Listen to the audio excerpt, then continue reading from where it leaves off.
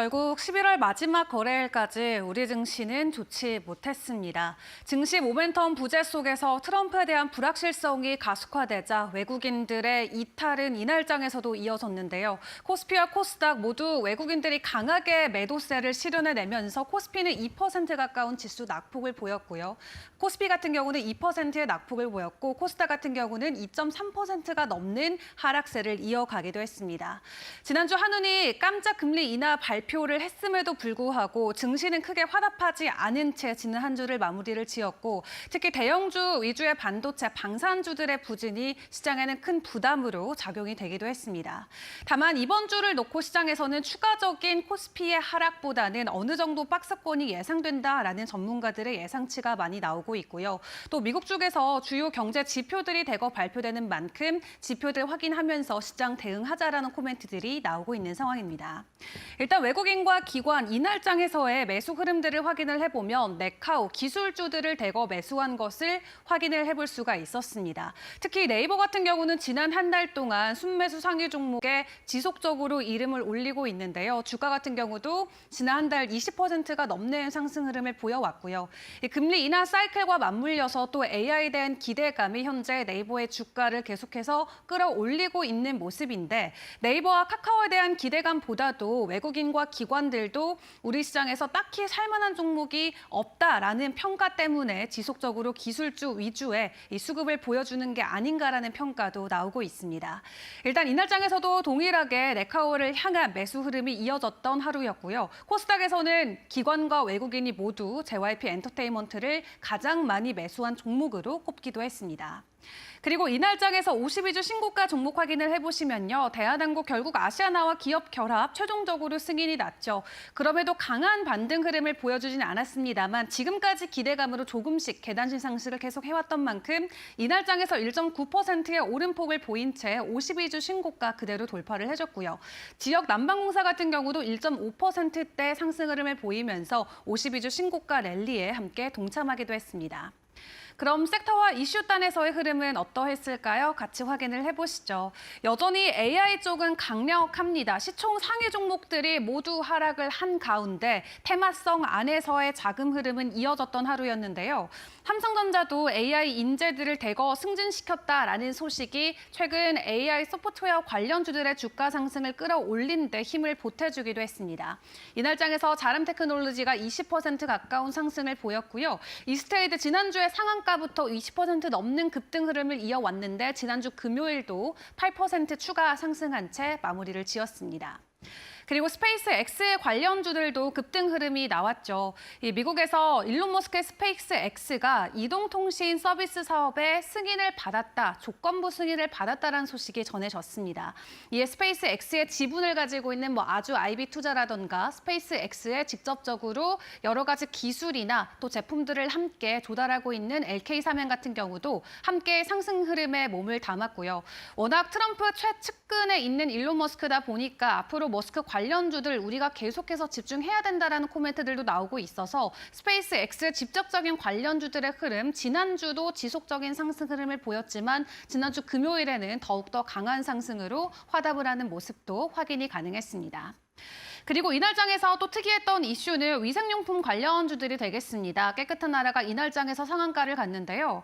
중국에서 생리대 품질 이슈 파동이 나오면서 해외 제품 사재기에 대한 이 움직임이 나오고 있다라고 합니다. 실제 광고하고 있는 품질과 실제 그 제품에 대한 품질이 다른 게 적발이 되면서 현재 중국에서는 여성 위생용품 시장이 18조 원 정도로 연간 시장 규모가 잡히고 있는데 이 제품을 오히려 해외에서 사야 된다라는 불매 운동이 일어나면서 이날장에서 국내 관련주들의 추가적인 수혜가 나왔고요. 단기적인 이슈로만 대응을 해야 할지 조금 더 장기적으로 가져갈 수 있을지 일단 오늘장에서의 해당 움직임들도 같이 주목을 해보시는 게 중요할 것 같습니다.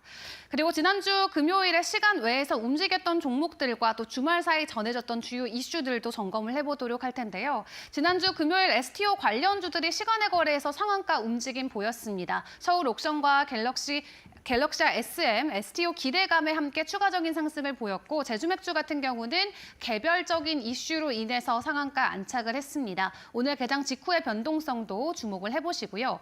그 외에 함께 점검해볼 첫 번째 이슈는 가상자산 과세 유예가 되겠습니다. 금투세가 먼저 유예되고 난 이후에 그 뒤로의 표적이 가상자산이 됐었는데 야당에서는 계속적으로 반대 목소리를 냈었고 여당에서는 유예 없이 진행을 해야 된다라고 강력하게 어필을 해왔었죠. 다만 박찬원 원내대표가 직접적으로 이를 기자회견을 통해서 유예하겠다라는 내용을 전해왔고요. 추가적인 제도 정비가 필요하기 때문에 일단은 완전한 폐지는 아니고 2년 추가 유예를 한다고 합니다. 이렇게 3번 정도 지금 가상자산 과세 같은 경우도 유예가 되고 있는 상황인데 국내에서 거래량 그동안 이 과세와 관련해서 좀 리스크로 작용된 부분이 있어서 암호화폐 거래량이 좀 주춤하는 모습들이 있었는데 해당 소식으로 또 국내 암호화폐 관련주들의 변동성이 나올 수 있을지도 지켜보셔야 될 것 같고요. 그리고 11월 수출입 데이터도 확인이 됐습니다.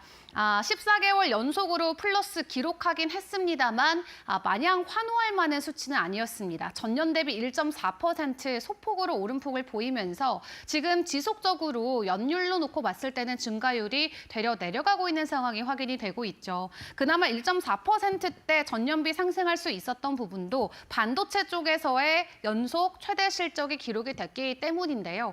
이 반도체에만 너무 의존하는 비중이 크다 보니까 수출과 관련된 우려의 시각도 시장에서는 계속해서 제기가 되고 있습니다. 그리고 반도체와 함께 바이오헬스 쪽에서도 전년 대비는 20% 정도의 증가폭을 보이면서 월별 최대 실적을 함께 써줬다라고 하는데요. 다만 중요한 건 우리가 이제 트럼프 시대를 맞이하는 만큼 내년에 미국의 관세 또 거기에 중국의 덤핑 물량까지 미리 감안을 해본다면 현재 보여지고 있는 이 증가율의 수치는 상당히 우려스럽다라는 게 전문가들의 입장이 될 것 같습니다. 앞으로 시장의 흐름 계속해서 면밀하게 살펴봐야 될 것 같고 그 외에 그렇다면 우리가 어떤 부분들을 주목을 해봐야 될지 연장선상에서 같이 고민을 해봐야겠죠. 12월에 첫 거래일이 됐는데 국내 증시에는 산타가 올 수 있을까요? 증권가의 의견들 같이 종합해서 내용을 정리를 해보도록 할 텐데요. 일단 코스피 최근 5년 중에 4개년도는 산타랠리가 나타나기는 했습니다. 다만 중요한 건 올해 코스피가 굉장히 부진하다라는 게 될 것 같은데 올해 1월부터 11월까지 현재 코스피는 마이너스 7.5%를 기록을 하고 있습니다. 11월까지 긍정적인 흐름이 이어졌다라고 하면은 연말에 대한 기대감을 더욱더 키워갈 수 있지만 올 연초 대비해서도 지금이 훨씬 더 부진한 상황이 이어지고 있기 때문에 연말 돼서 급반등하는 흐름이 나오기는 어려울 수 있다라는 게 전문가들의 코멘트고요. 그럼에도 이번 주 우리가 같이 기대해 볼 수 있는 부분은 미국의 제조업 지수가 될 것 같습니다. 만약 미국의 제조업 지수가 반등하게 된다면 그때도 코스피 함께 훈풍을 받아갈 수 있다라는 게 되고요. 실제로 한국 수출과 밀접한 관계를 보이는 대표적인 지표이기 때문에 이번 주에 발표되는 제조업 지수 꼭 확인을 해보시는 게 중요할 것 같습니다. 그리고 경제의 사이클적인 측면에서 놓고 보더라도 현재 금리 인하 사이클에 들어가 있는데 미국 안에서 견조한 경제 지표가 계속 확인이 된다라고 하면은 증시 반등에 대한 가능성이 커질 수 있고 해당 기대감이 국내 증시에게까지도 훈풍으로 작용될 수 있다라는 거고요. 그렇다면 종목 위주로 우리가 함께 고민을 해보자면 전문가들의 입장은 이러합니다. 일단 포트폴리오 방어를 위해서 조선이나 통신, 유틸리티주를 주목해야 된다라고 이야기를 하고 있고 구체적인 종목을 놓고 봤을 때 유진투자증권 쪽에서는 한국전력이나 LS일렉트릭 등 최근 5년 동안 12월 코스피 평균 수익률보다 좋았던 종목들을 제시를 하고 있습니다. 그리고 해당 종목들은 최근 외국인들의 매수세도 지속이 되고 있는 종목인 만큼 이번 한 주도 주목을 해보자라고 이야기를 했고요. 그리고 이번 달 20일에 코리아 밸류업 지수 특별 편입 예정이 돼 있죠. 편입 기대감이 있지만 되지 못했던 종목들 주목을 해야 된다라고 하고 대표적으로 KB금융이나 SK텔레콤, KT, LG U+플러스 등 통신 3사에 대한 종목들의 변동성도 집중을 해봐야 된다라고 LS증권은 이야기를 하고 있습니다. 그 외 해외 월가에서 이야기하는 입장을 함께 확인을 해보시면 섹터 단에서는 중장기적으로 방산이나 원자력, 금융, 엔터, 통신 쪽이 유효하다라고 하는데요. 일단 12월 산타랠리에 대한 기대감 국내에서는 미국 시장만큼 강하지는 않습니다만 그나마 우리가 잘 방어를 할 수 있는 전략들을 세워봐야 되기 때문에 이 증권가에서 집중하고 있는 종목들과 업종들 위주로 함께 고민을 고민을 이어가 보시는 것도 좋을 것 같습니다. 자, 그럼 이번 한 주간의 일정 어떤 것들이 있을지 정리를 해볼까요? 미국 쪽에서 주요 지표들 대거 발표가 됩니다. 그리고 국내에서도 3분기 GDP 확정치가 발표가 되는 만큼 이번 주 목요일 주목을 해보시는 게 중요할 것 같고요. 또 이번 주 고용 지표가 대거 발표가 되죠. 구인 이직 보고서부터 고용 보고서까지 나오기 때문에 고용과 관련된 지표에 따라서 12월 FOMC 금리 인하 추가적으로 가능할지에 대한 힌트를 얻어갈 수 있을 것 같습니다. 그렇기 때문에 이번 주에 발표되는 경제 지표들 같이 주목을 하시면서 과연 12월의 첫 거래일 국내 증시는 조금 반등의 모습을 보여줄 수 있을지 기대하는 마음으로 오늘 장도 함께 저희와 열어보시길 바라겠습니다. 이번 주 뉴욕 증시는 어떻게 준비를 해야 할까요? 지난주 금요일장 마감 상황을 통해서 이번 주까지도 챙겨보도록 하겠습니다. 일단 지난주 금요일 3대 주요 지수 일제히 상승했습니다. 다우와 S&P 500 지수 각각 0.42%, 0.56% 강세를 보이면서 사상 최고치에서 마감을 했고요. 나스닥 지수도 0.83% 강세 흐름으로 마무리를 지었습니다. 이로써 11월 마지막 거래일 마무리를 짓는 뉴욕 증시였는데요. 11월 어떻게 보냈는지 한번 살펴보도록 하죠. 다우지수 7.5% 기록했고요. 나스닥, S&P 500 지수 각각 6% 그리고 5% 한 달 동안 올랐습니다. 그리고 중소형주 중심의 러셀 2000 지수 무려 10% 이상의 상승을 기록하면서 3대 주요 지수를 아웃퍼폼하는 모습을 보이기도 했죠. 11월 5일 미국의 대선 불확실성이 제거되고 나니까 시장이 강하게 상승하는 모습들 나타났고요. 그 가운데 여러 가지 기업 규제 완화라든가 법인세 감면 등의 그런 기대감을 안고 특히 중소형주가 날아가는 모습을 나타냈던 11월이었습니다. 국제 유가 금값은 서로 다른 방향으로 움직였는데요. WTI 1.05% 하락하는 모습이었고요. 금값은 달러 강세가 좀 주춤하고 계속되는 우크라이나 러시아 간의 지정학적 우려로 인해서 오르는 모습들 확인할 수가 있었습니다. 이렇게 일단 11월을 잘 마무리한 가운데 이제 우리의 시선은 12월로 향하게 되겠죠. 12월에는 산타 랠리가 있을까? 이 부분이 가장 궁금한데요. 있다라는 게 월가의 대부분의 의견인 것 같습니다. 일단 에버코어 ISI에서는요. 연말까지 상승할 여력이 남아있고 S&P 500 지수가 연말에는 6,300까지 갈 수 있다라는 낙관적인 시각 제시했습니다. 그리고 네드 데이비스 리서치에서도 11월까지 20% 이상 오르면 12월에도 상승한다라는 이야기를 했는데요. 이미 11월까지 S&P 500 지수 27%가량 오른 바 있습니다. 다만 조금의 주의는 필요하다라는 의견도 있긴 합니다. 금융시장이 변곡점에 다가오면 변동성이 커질 수 있는데 그 변곡점은 트럼프 당선인의 취임 날인 1월 20일 전에 올 수 있다라는 이야기를 했습니다. 그렇다면 이러한 의견들을 안고 계속해서 살펴보도록 하죠. 11월의 히트맵이 되겠습니다. 한 달 동안의 히트맵인데요. 정리를 해보면 반독점, 반도체, 바이오가 내렸다라고 정리해 볼 수 있을 것 같습니다. 반독점 이슈에 걸려있는 빅테크, 그중에서도 최근에 특히 이슈가 불거졌던 마이크로소프트 그리고 알파벳이 크게 하락하는 모습이었고요. 거기에다 메타까지도 3% 가까이 한 달 동안 내리는 모습이었습니다. 거기에 엔비디아도 여러 가지 대중 수출 관련 불확실성도 남아 있고요. 반도체주도 기타 다른 종목들까지 일제히 다 하락하는 모습들, 인텔만 좀 살아남은 모습들 확인을 해볼 수가 있었네요. 그리고 바이오 제약주 사실 금리 인하 수혜주, 대표 수혜주로 거론되기도 하지만 11월에는 대체로 좀 부진한 모습이었습니다. 비만 체류제로 올해 초부터 훨훨 날아가던 일라이릴리가 11월에는 6%가량 하락하는 모습들 확인을 할 수가 있었습니다. 이렇게 11월 동향까지 확인을 해봤고요. 빅테크 금요일장 이슈를 통해서 이번 주 한번 준비를 해보도록 하죠.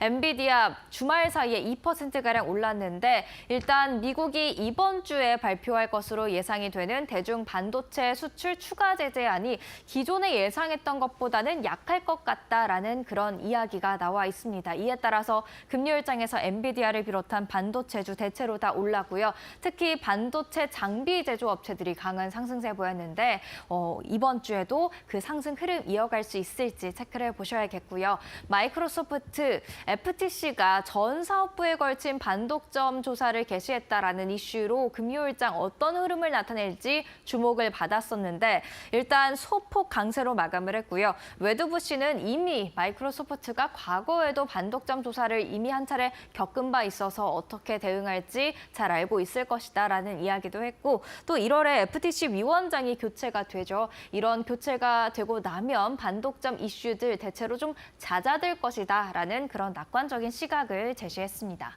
이어서 테슬라 주말 사이에도 또 올랐습니다. 3.69% 강세를 기록하면서 시가총액 1조 달러대로 복귀하는 모습이었습니다. 반도체 제가 장비 제조업체들 이야기를 했는데요. 엔비디아와 마찬가지로 저렇게 11월 29일 날 나왔던 블룸버그의 단독 보도가 영향을 주면서 금요일장에서 강한 상승세로 돌아온 것으로 확인이 되고 있습니다. 반도체 장비 제조사 하면 이렇게 세 가지를 크게 꼽을 수가 있겠는데 어플라이드 머티리얼즈 2% 가까이, 램리서치 3%대, KLA도 2%대의 상승률 기록했고요. 과연 월요일장에서도 이러한 훈풍이 이어질지 확인해 보시죠. 산타랠리에 대한 이야기도 점검을 해보고 가겠습니다. 시장 기대를 하고 있는데요. 말씀드렸듯이 에버코어 ISI 기술 전략가 연말까지 상승할 여력이 남아있고 S&P 500 지수가 연말에는 6,300까지 갈 수 있다라는 이야기를 했습니다. 6,300이라는 구체적인 수치를 제시했기 때문에 이 부분에 도달할지 여러분들 지켜보시면 좋을 것 같고요. 또 네드 데이비스 리서치의 수석 전략가 11월까지 20% 이상 오르면 12월에도 76%의 확률로 상승을 하고 이때 상승률의 중앙값은 2.1%다라는 이야기를 했습니다. 이미 11월까지 S&P 500 지수 27% 이상 상승을 했거든요. 그렇기 때문에 12월에도 오를 가능성이 굉장히 크고요. 그리고 조금 전에 쌓인 시간을 통해서 확인을 해봤듯이 대선이 있는, 선거가 있는 연도에는 특히 산타랠리가 더욱더 조금이나마 더 강하게 나타나는 모습들까지 확인을 해봤었죠. 그렇기 때문에 산타랠리 조금은 기대하셔도 좋을 것 같다라는 생각을 해보고요. 다만 신중한 그런 부분이 분명히 필요하긴 합니다. 금융시장이 변곡점에 다가오면 변동성이 커질 수 있다라는 이야기 있고요. 그 변곡점은 트럼프 당선인의 취임 날인 내년 1월 20일 전후가 될 것이다라는 이야기 나와 있으니까요. 일단 12월 그리고 1월 초까지는 상승장을 기대해 볼 수 있겠지만 그 이후 차익 실현이 나온다거나 여러 가지 정책들이 구체화되면서 그런 종목별 장세들이 나타날 수 있다는 점은 참고하시는 게 좋을 것 같습니다. 그럼 계속해서 다음 이야기로 이어가 볼까요? 올해 이제 11월까지 다 지나갔고요. 한 달만을 남겨두고 있는데요. 올해 참 시장이 잘 달렸죠. 그렇기 때문에 수익난 종목들, 강한 수익난 종목들 특히 있었는데 이 종목들 이제 어떻게 할까 고민이실 것 같습니다. 그래서 한번 정리를 해봤는데요. 일단 비스트라 올해 수익률 무려 320%가 넘습니다. 그런데 평균 목표 주가까지 아직 조금이나마 2.6% 남아있다는 점 확인하실 수가 있겠고요. 월가의 투자 의견 매수가 되겠습니다. 엔비디아도 올해 참 많이 올랐죠. 174%가량 오름세를 보였고요. 특히 추가 상승 여력이 지금 가장 많이 남아있는 종목으로 꼽히고 있습니다. 23% 가까운 추가 상승 여력이 있다. 그리고 월가의 컨센서스도 매수다라는 점을 확인하시면 좋을 것 같고요. 다만 팔란티어, 텍사스 퍼시픽 렌즈, 그리고 엑손 엔터프라이즈까지 올해 모두 다 크게 올랐습니다만 평균 목표 주가가 지금 굉장히 상대적으로 낮게 책정이 돼 있다는 점을 한번 주의를 하시고 넘어가시는 게 좋을 것 같다라는 생각이 듭니다. 마지막으로 일정들 체크해 보도록 하겠습니다. 일단 이번 주 고용의 빅 위크가 되겠습니다. 고용 관련해서 중점적으로 살펴보셔야 될 텐데요. 제조업 PMI 월요일 날 나오고요. 그리고 연준 이사 연설 월요일에 예정이 돼 있습니다. 이어서 구인 이직 보고서 공개가 되겠고요. 4일에도 ADP 민간 고용 보고서 그리고 연준의 베이지북 경기 동향 보고서가 되겠죠. 나와 있습니다. 제롬 파월비 연준 의장의 그런 이야기까지 또 들어볼 수 있는 날이기 때문에 4일 특히 주목을 하셔야겠고요. 5일에도 주간 실업보험 청구 건수와 챌린저 감원 보고서가 나오게 되겠고요. 그리고 6일 금요일이 마무리를 짓죠. 11월 노동부의 고용 보고서가 공개됩니다. 특히 주목을 하셔야겠습니다. 이렇게 이번 주 고용을 집중해야 된다라는 말씀까지 드리면서 산타랠리를 기대하는 마음으로 뉴욕 증시 이번 주 한번 마켓 시그널과 같이 지켜보시죠.